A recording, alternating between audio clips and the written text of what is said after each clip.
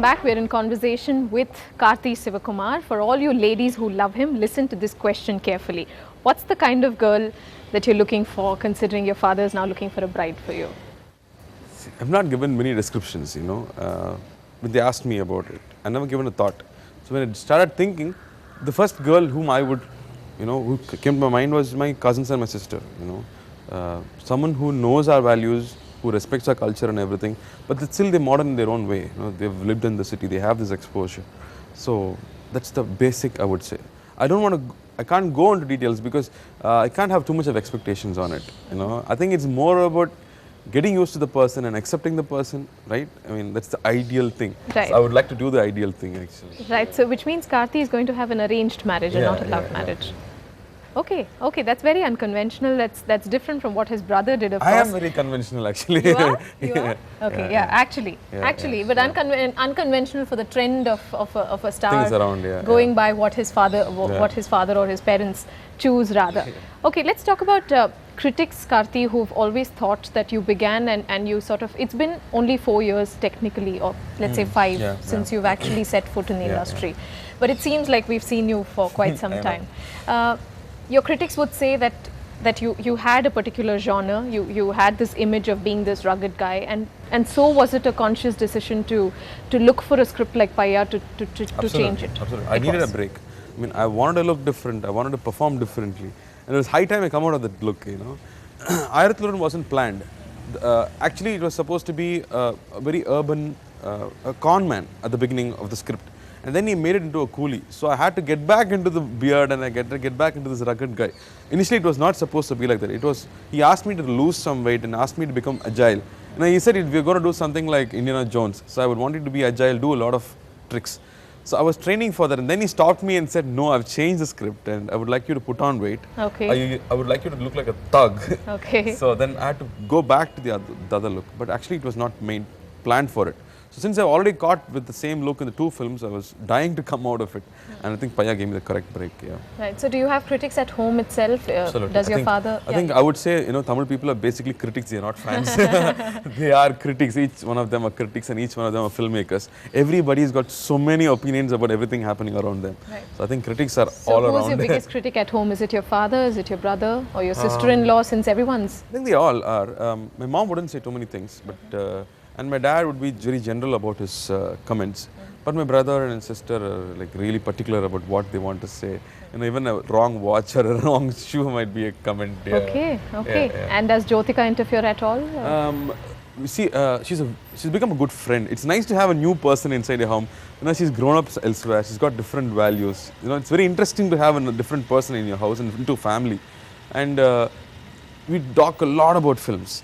Obviously, all of you have been into films. Exactly, and it's not just work, it's like passion for me. So I think I wouldn't be bored of talking about films. So she would always give me very intelligent comments. Her comments would be very intelligent. She wouldn't go into minute things. Like, for example? For example, the comment she gave me after Nan Manala was said, after a long time I'm seeing an actor where you don't notice what he's wearing or what is his haircut. You're just watching what he's performing. Wow. So that was a very important comment for me. So something like that, very intuitive. Her comments will be like that. Right. So what are your dinner table conversations like when you talk? Is it just cinema that dominates or is it home like it's everything. Like it's Actually, if you read the book Two States by Chetan Bhagat, you would understand what it is to have people from different culture all together. Yeah. So is it really such a fusion? Hasn't she picked up Tamil yet? She's been here for 10 years. She knows everything. Yes. But still the basic is different, She would never admit it. So do you get her to cook those Maharashtrian dishes? Do you bully her at all as this cute little my sister and my sister-in-law are like really good friends. Okay. But I do the bullying part yeah, you very effectively. Yeah. But our conversations at dinner table is food. Everybody loves food at home, so food is one of the major things, and then gossip, of course. Okay. So I think everything, just a normal household, nothing great about. We don't talk about art. We don't talk about the fineness of life living. Okay. Very normal. Okay, so you're also a very doting uncle, aren't you? We saw your reports of you taking your niece to the zoo. That relationship, tell us about that. See, since we've started growing up, we never had kids at home. We were the only kids all the time. So for us to have the next generation, right. it's like, oh God, I'm old now. You know, you feel like you're old. But she's very affectionate. She's very sensitive, extremely sensitive, and she's very affectionate. Does she come crying to you? She needs the special attention all the time. Okay, so does she come crying to you when the parents don't get her a certain thing? No. Mom and dad are always. Dad, she's like, she loves her dad like anything. Okay. So I think she gets enough love from them. But whenever she comes home, no, she has to come. She has to be given that first hug. You know, the moment she comes home. She's very affectionate. She's very affectionate. Okay, so it all sounds like an ideal family, almost to the point of being very enviable. As sons of Mr. Shivakumar, do you and Surya feel that perhaps Mr. Shivakumar, the actor, has not got his due? I mean, it's not just me, all his fans, all his well-wishers, all his friends have always felt that the amount of hard work he's put into it, he never was given what he deserved, you know.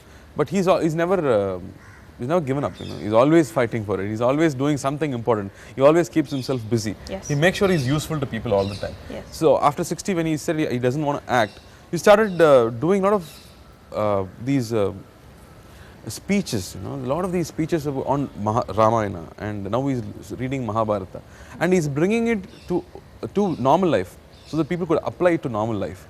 So the way he's doing it for youngsters, I think he's taking, he's giving a very important message to youngsters on values. And when a person like him says it, you know, and he's saying it, there's so much of value to it because he's lived it. So is he also living his dreams through the two sons? That now that that's you both exactly are what doing everybody's well? saying, you know. Yeah? He's Do you feel that way? Do you feel that through? I think a lot of things what I am getting, I feel it's for him. It doesn't look like I'm getting it for what I have been doing it. It more seems like he deserves it more than us, you know. Okay. It is for him. Because after 60, for any man or any woman, what the children are is what they are.